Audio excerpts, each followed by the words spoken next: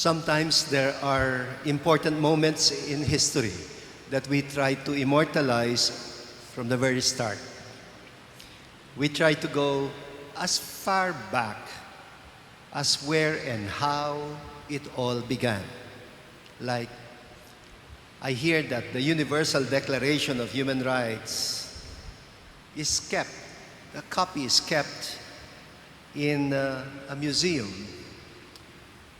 And even the pen that was used to write it down, or the original venue where the idea was first proposed, have been preserved. And I think it was like that also with our first Philippine flag.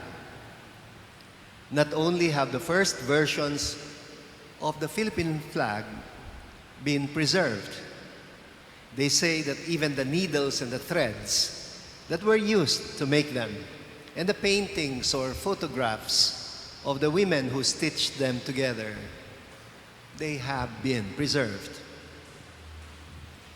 You know, I think of Immaculate Conception as somewhat like that for Catholic Christians. We begin Christmas not with Jesus, but with Mary. Not with the conception of Jesus, but with the conception of Mary, who conceived Jesus. Because we want to immortalize the key moments in our salvation history, we start not from birth, but from conception. In English, the word conception is not just about the beginning of a pregnancy. The same word is used metaphorically about thoughts that germinate in the minds of people. And so we have the words conceive. And it has nothing to do with being pregnant. You can conceive an idea. Even the word concept is related to it. They are metaphors for thinking and thought. Well, one might say they are not just metaphorical. They are also a literal part of the process of birthing. People who love each other think of each other. You remember the prophet Jeremiah, what he was told by God when he received his calling as a prophet. In chapter 1, verse 5 of Jeremiah, the Lord is supposed to have said this to the prophet: "Before I formed you in the womb, I knew you. Before you were born, I dedicated you. A prophet to the nations, I appointed you." Well, Jeremiah is telling us here that his prophetic vocation began even before he was born, even before he was conceived in his mother's womb. That already, way back then, the Lord knew him, and the Lord had appointed him. You see, because we believe that God is love, we also believe that whatever comes from genuine love is holy. What is conceived is consecrated. I remember one time I attended the Golden Wedding Anniversary where the couple, during the reception, told stories. May props pa sila for their stories. And their grandchildren, their children, and the rest of the family were listening very intently to the stories. And I'm glad they told it like that and not through a video production. The couple, they spoke about how it all began, where they first met each other, and when they first felt what we might call the spark of love that ignited in their hearts for each other.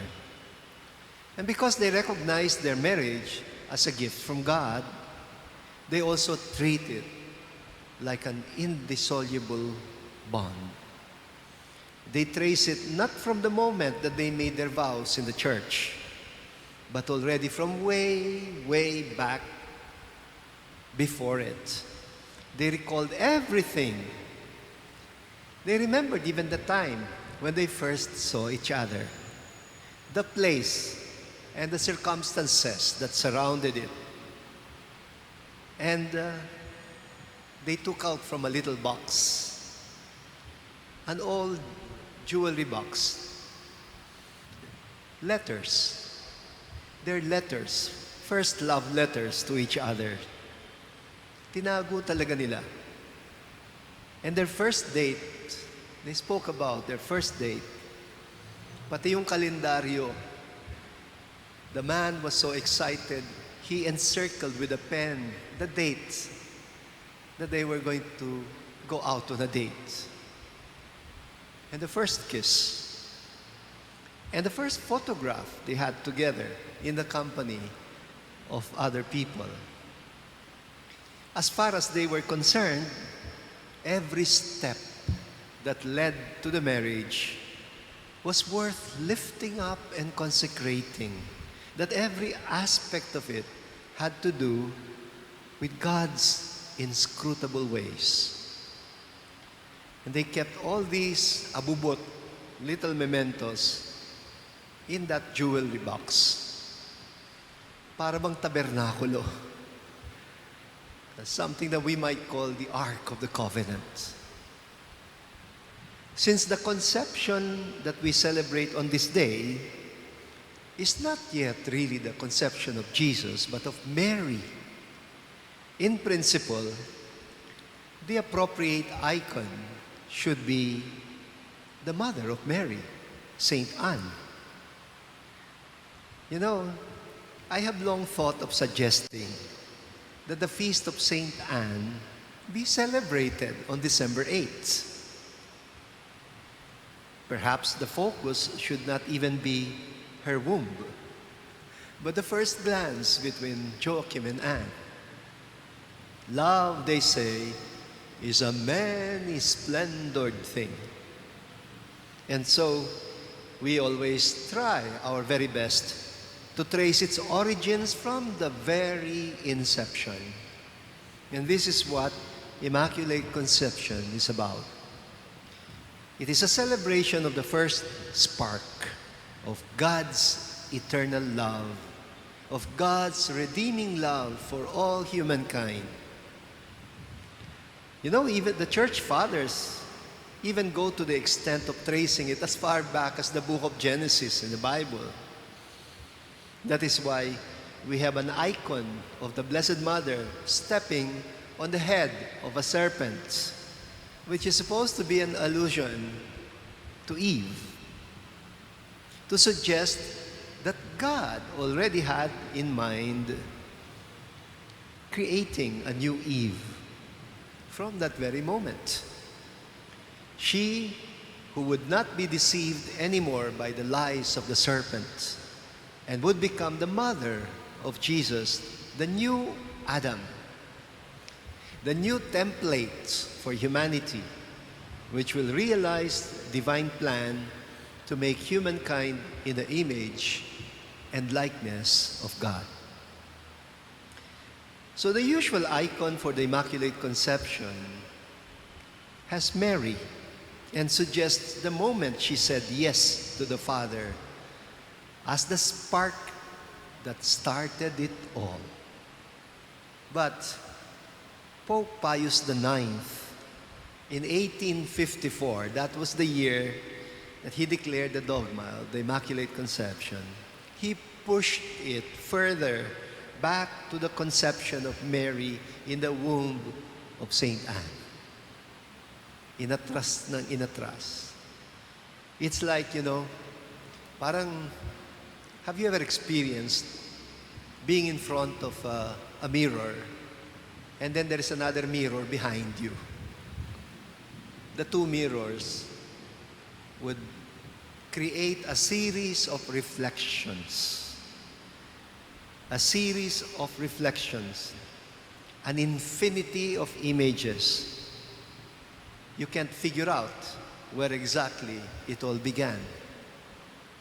Immaculate Conception is really to say it all begins with God's love.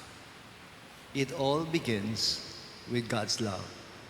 And that God's hand has been at work in this whole story of redemption from the moment of its very first spark.